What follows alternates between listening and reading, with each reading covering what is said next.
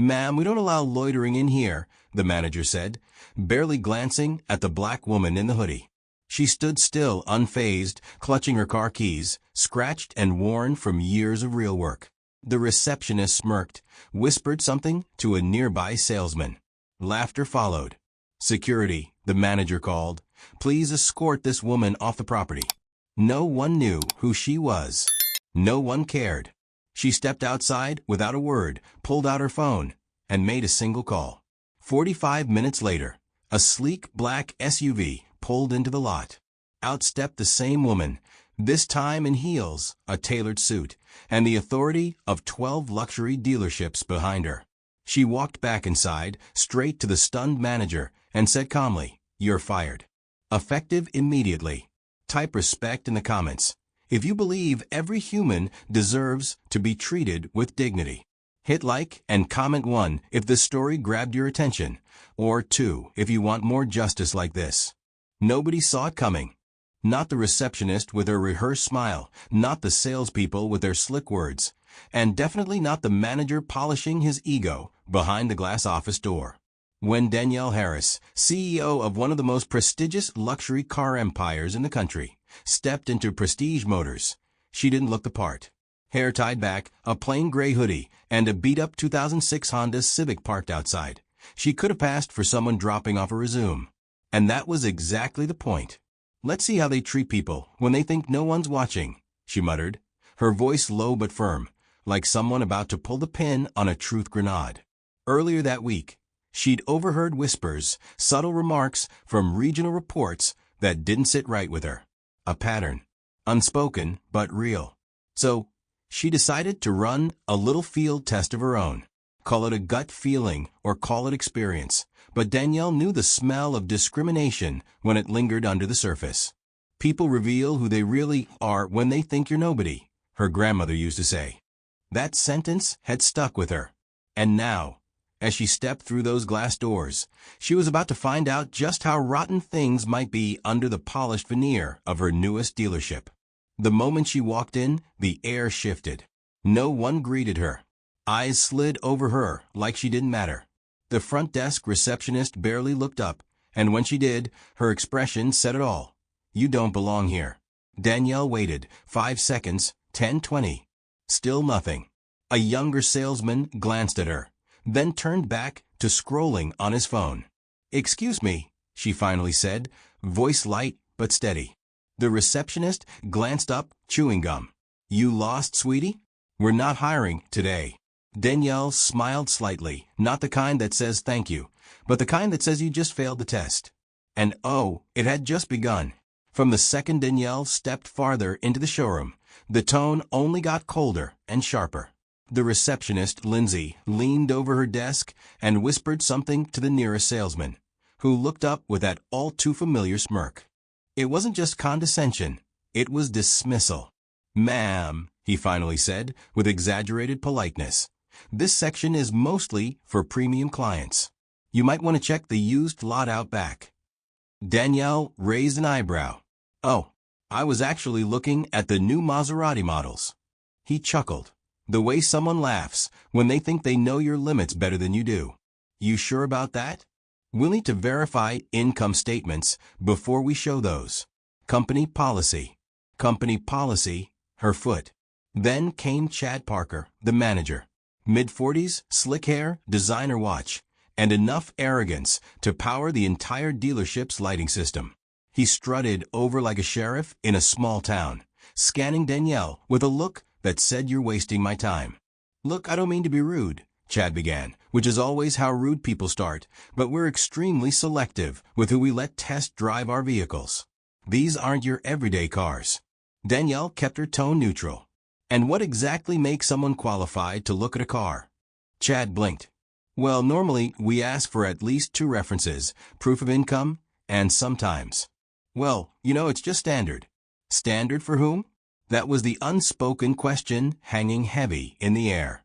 But the moment that etched itself into Danielle's mind was when a young black woman, dressed in professional attire, walked in and received the exact same frostbitten welcome.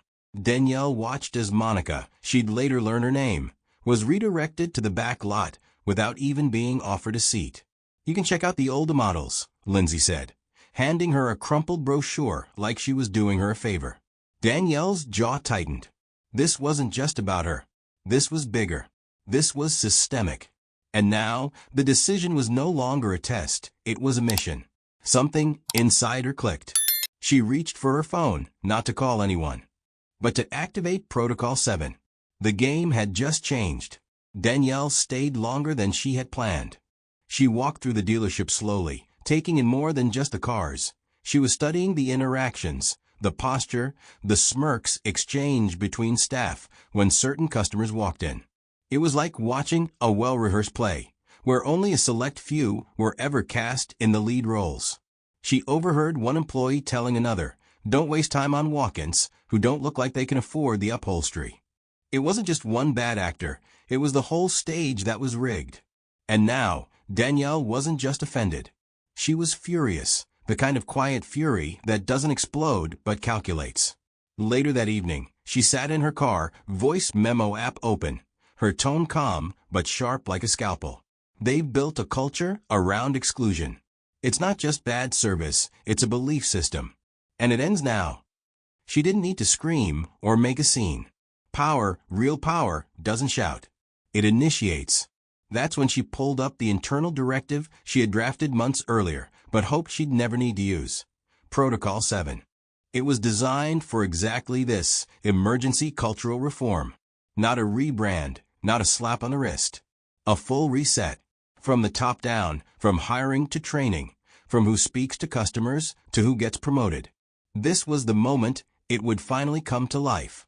But the breaking point, the exact second the fire was lit, came when she caught Monica again in the parking lot, sitting in her car, wiping tears from her eyes. Danielle knocked gently on her window. "You okay?" she asked. Monica hesitated, then nodded. "It's fine. I'm used to this." That broke Danielle. Used to this.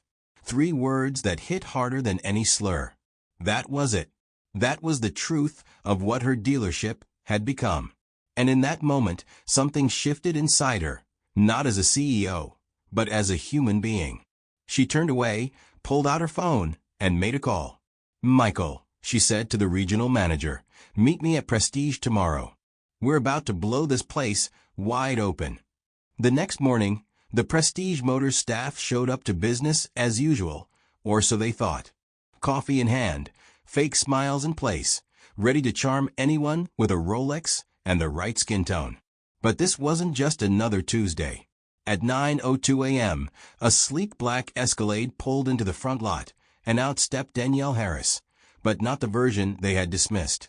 Today, she wore her signature navy power suit, diamond studs, and heels that echoed across the showroom like a drumroll. When the receptionist saw her, her jaw dropped. "Can I help?" she started. But Danielle cut in, eyes locked. "Yes. Call everyone to the main floor. Now." Moments later, employees gathered awkwardly, sensing something was off, but unsure how much. Chad strolled in late, straightening his tie, then froze when he saw Danielle standing next to Michael Chun, the regional manager, clipboard in hand. "This is Danielle Harris," Michael said flatly, "owner of this dealership and of every one of you." The silence was brutal. Eyes darted, pulses quickened. Lindsay gasped audibly, as if realizing she'd insulted royalty in disguise. Chad tried to save face, laughing nervously. "There's been a misunderstanding. Danielle raised a hand. "Don't. I was here yesterday. I watched everything. And trust me, I didn't misunderstand a thing." And oh, the shift in energy. You could feel the fear soak through their designer suits. The same people who wouldn't offer her a brochure were now scrambling for eye contact, desperate to backpedal. "I didn't know Ms. Harris," Lindsay stammered. "That's a problem," Danielle replied coolly. "You treat people decently only when you do know who they are. That ends today." Her words weren't loud, but they rang out with a finality that made knees wobble. She looked at Michael, gave a small nod, and turned toward the conference room. "Let's begin." And just like that, the true meeting began, but not the kind you find on calendars. The kind that rewrites history. Inside the conference room, the mood was icy. Danielle stood at the head of the table, arms crossed, eyes scanning every face. No slights. No sugarcoating. Just truth and consequences. "This isn't a warning," she said. "It's a reckoning." Chad tried to speak, but Michael Chun was already reaching for a folder. "Chad Parker," he said, voice firm, "your contract is terminated, effective immediately." Silence. You could hear the hum of the AC. Danielle didn't flinch. "Your arrogance isn't just unpleasant, it's expensive. You cost this company its reputation, its integrity, and almost its soul."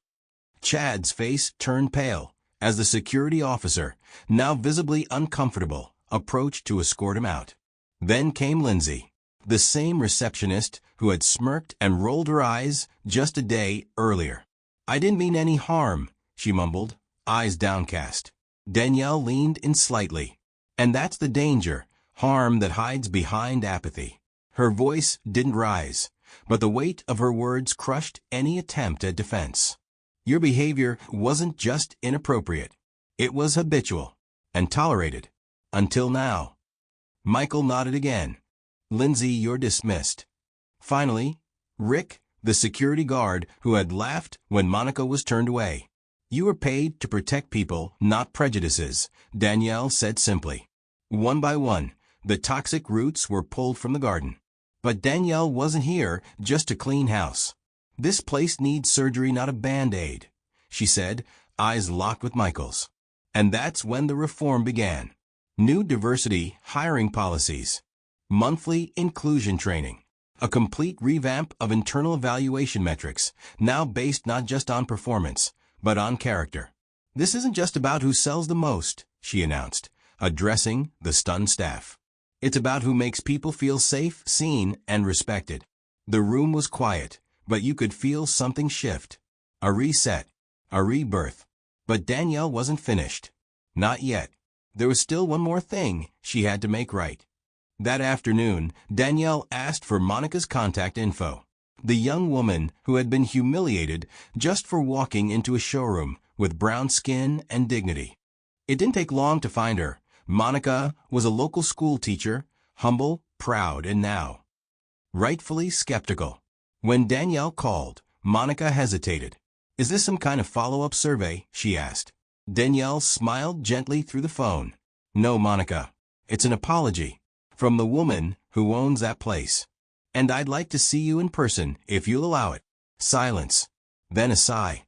"Okay. Yeah, sure." That single yes was a step toward healing. They met at a quiet coffee shop, and this time, Monica was treated not just with respect, but reverence. Danielle didn't bring press. No cameras.